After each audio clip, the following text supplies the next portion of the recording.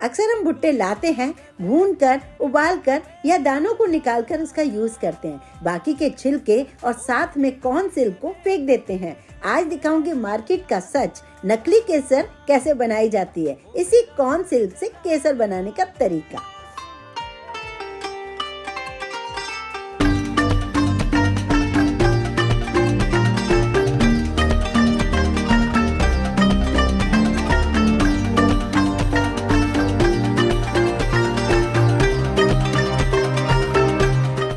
देखा आपने, हो गए ना शौक। क्या आपको पहले कभी इसके बारे में पता था?